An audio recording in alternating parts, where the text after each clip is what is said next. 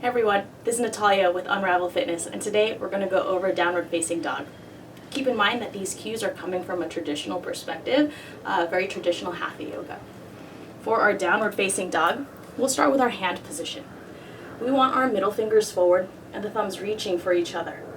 Now it's really common for yoga instructors to tell you to rotate your arms out or have your first finger forward and look for that L shape in the hands.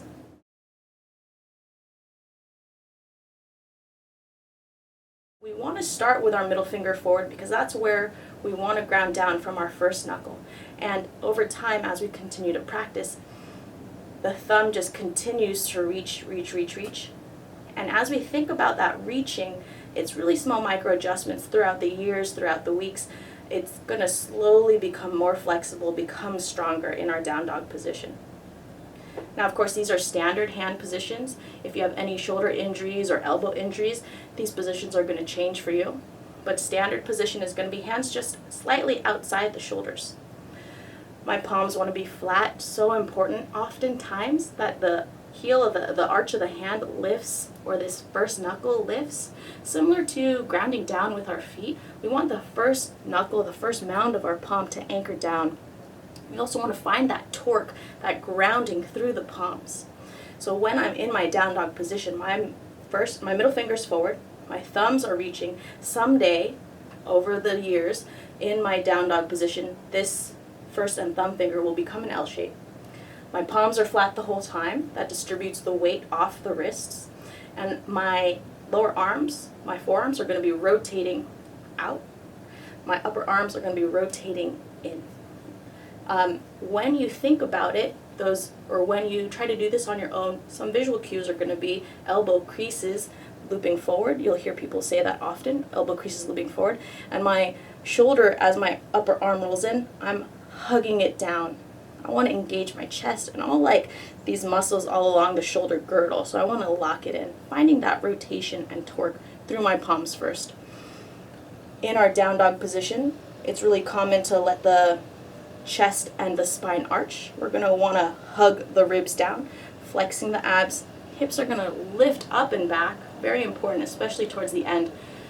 And our thighs are charged, kneecaps are lifted. Most important, heels are going to be up.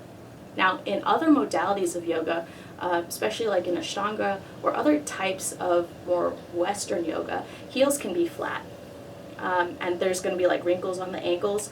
That's fine, it's different. In traditional hatha, the heels are lifted. We want to keep the heels lifted in traditional hatha because it leaves us a little bit more space to find more flexibility, to find more strength in the body. When the heels are flat, it gives us a different sense of grounding down. It also limits the range in the calves and gives us a different type of support. Just depends on what you're practicing that day or what style of yoga you're practicing that day. The length of your down dog from your hands to your feet, there's no set length. Some yoga modalities will say there is a set length, but as you continue to become more flexible, your length will change over time. And that's special in my experience. My length has changed over time and gotten longer. So my middle finger's forward, my thumbs are reaching, most important, my hands are flat, first knuckles anchored down. And I'm going to take time to feel in my shoulders that I'm working on finding that torque and tension, the grounding down through my palms. When I feel like my hands are secure, I'm going to push the ground away from me, rotate my lower arms out, hug my armpits in towards the ground. It's going to feel like I'm doing a chest exercise where my elbow creases are reaching forward, my armpits are pointing down, ears between the arms. And for shoulders, you'll see or hear people say push the ground away from you or shoulders away from the ears. We just want to find that neutral position where we're pushing the ground away from us, but also relaxing in the shoulders. So you can take the time to find those end ranges before you find neutral. Now my feet, I want to have them far enough so that I can engage my thighs. The front of my thighs are charged, and I can tell when my kneecaps lifted. So I want to flex my thighs. Now if I flex too much and I hyperextend, that's a little too far. And I'm not activating my hamstrings. I can activate my hamstrings by pushing into the heels more, but now you'll see that my heels are starting to be flat.